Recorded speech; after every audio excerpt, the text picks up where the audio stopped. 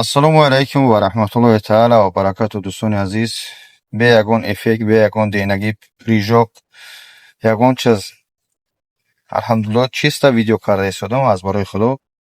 номи ман Бобоҷон, ёки ба лақаби Бобоҷон 88 дар ютуб ёки инстаграм машҳурем. бародаро, ин қадар бигем неблагодарни нашавед. Чӣ ба ман гуфта истодам ки ман миннат намекунам, ҳар чӣ мекунам ба хотири худо ва қиёмати худом ва ба хотири миллати азизам мекунам. хизматҳои ками беш агар мекунем ва ҳамчунин блогеро хела наркалоҳое ки гарчанде шумо блогер шумо меги баъзи блогероро ҳурмати иззат намекунед, ё як корҳо як хизматҳое мекунанд ки як хеле шумо ба падару модарто дар мақсад карда наметунед. рисараш ҳамо кия дар назар дорам хейтирора душнум мекунӣ, ҳақорат мекунӣ. ман бисёр тахай ба тарзи лавзи хитон ба ҳамун забони ғажди хитон дар комментариҳо ҷавоб метим ёки дар личкату ҷавоб метим. баъзе рӯпарӯ метарсе. мо ягон дена нестем. просто баъзе мо ҳамчунон ҳастем ки бегунапарастем. ман аки ягон миллат аз сари кори ғаждӣ гуфтан ба нияти бад гуфтанӣ нестам.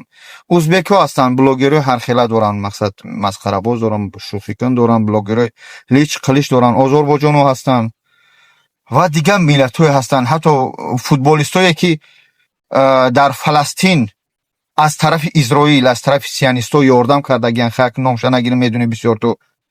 ва ёро дастгирӣ мене, сторис мене, ҳатто ба ден раждиёниҳошо ки ҳафт пушти шуморо намешноса, ҳатто дар одам ҳам намешуморад. ту барои ва разбору беховӣ мекаше, барои баъедсои ҳамон хел ки боям дар ислом иҷозат нест дар рӯ задан, танаи лич, нофи вай метавад, ронои пош метавад, ҷое ки фарзи худоан личан ва ҳамчунин чунон хела яъне ки худкаши бегонапарастем.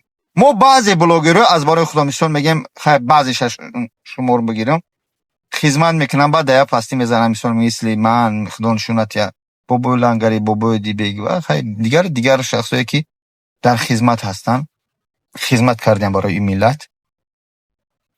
худо нишонат я дая пастӣ мезананд, сахтӣ мезананд, сар мекунем. чун ман ҳам як порчаи видеора дар канали Тақдир ТВ партофтам, як просто гуфтам чӣ гап аст. худо нишонат я рӯзо, худованд одамо пастӣ биландия нишон метиҳад. ҳарчӣ бошӣ дар роҳи рост бошӣ.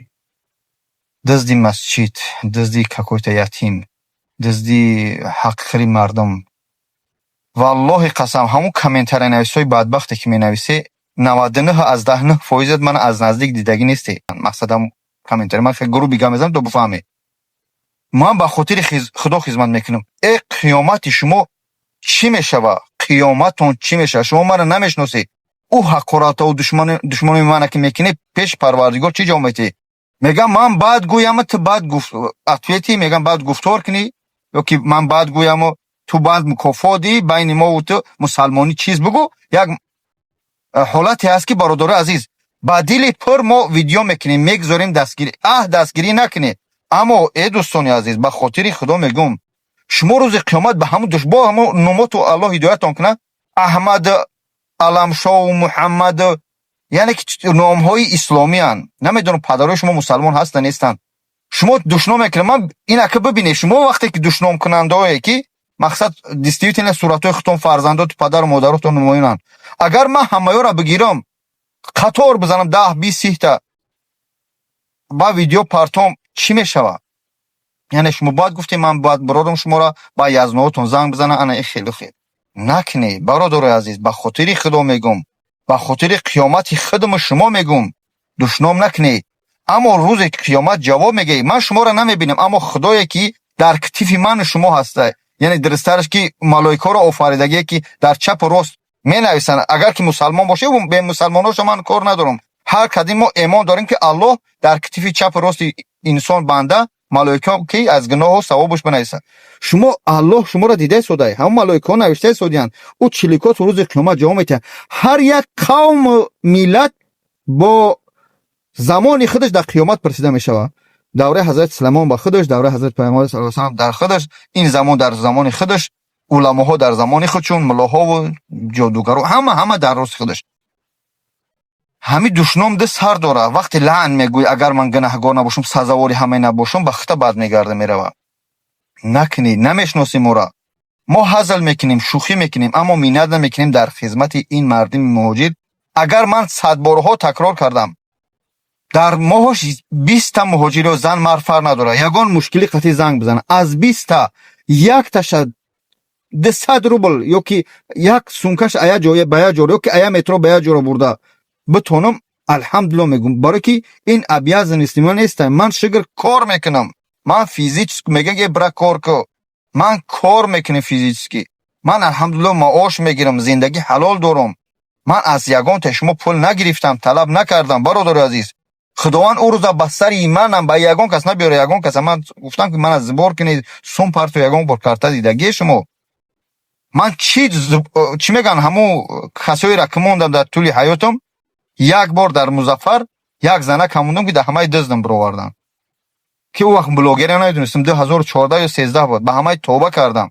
نو من این راه نمیگردم، در این راه فقط اگر که مرد خداوند امر درست کنه جانی من بگیره همون روز شاید بعد من بس کنم. این کار راه خیر است، این راه خیر است. چی با بگم که شما سختی دیدگی نیستی، خداوند هیچ کس نبینه، خیر تیرتم به خیر تیرتم. پروردگار سختی نبینه، سختی در زندگی من دیدم، دیشنگی و تشنگی من دیدم، به مادری و به کسی را عذاب من در زندگی کشتم. در وقتی کودکیم تا این همین سالای 2016 13 پروردگار یگان شما نبینه. نو به همه همین نگاه نکرده زندگی ما برده هستم. با قدر امکان با کسایی که کمک کردم، شما یک نفر برای برای دهمی احترام بگه که این بابا جان حق من نگرفت خورد، می نویسه دز شیطان چیزی میگه، بعد بعضی میگه در صلوات اتویچت کرامتی در بازار جواب گفتم میتونی. آخه شما مرد میخوای من اسلام کنیم، مؤمن برادری مؤمن است میگه. اگر من اصلاح کردن میخواهی تو زنگ بزن ای برادر، این همیجت در سامنے نی دارم، من میجه در مسجد چه در قور چه در بلوش در همیجه من در تو شک دارم، امیت بیگناهی تا تصدیق کو یا که من تر دیگه گفتن میگیرم. در کامنتر من سایو کامنتر چی فایده میگیری؟ تو برادر تا اصلاح کنی بگی اصلاح انا ای خیر کو، انا ای تشید، انا او تشید. مسئله ریش میگیم، مسئله ریش برادر عزیز، من فیلم ساخته ایستادم. مسئله ریش من فیلم ساخته ایستادم، خطون دیده است 3-4 فیلم ما برآوردیم، کسی دید ندید خیر شخص خودش. ولی فیلم ما تا 50 سری رفته ایستاده. من فیلم های تربیوی که با جامعه الحمدلله تاثیر خچه رسانده ایستاده است، در او فیلم رسخود میشوه. هر یک فیلم رسخودی کلان داره، هر یک رژیسور شسومتی، اکتیور شسومتی، سیومکچی شسومتی، همه پلاس. اما من یگان رنگ نزدم، کرسکه نکردم، خینه کردم. خینش میگه، خینه میگه. این چیزی است که در اسلام اجازت است. همین یگان کس پرس یگان ملاکی همین خینه در اسلام اجازت یا نمیگن تو؟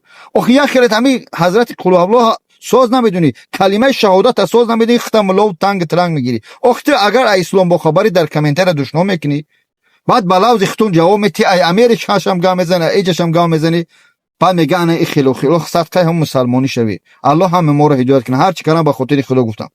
خداوند نگهبان تو نکنه برادرو، بتونه کمک کنه. الحمدلله نکنه هر چی نگه بتونه دستگیری کنم، چی در کار باید گویی. الله هم ما رو هدایت کنه. هر چی گفتم به خاطر خدا گفتم. السلام علیکم.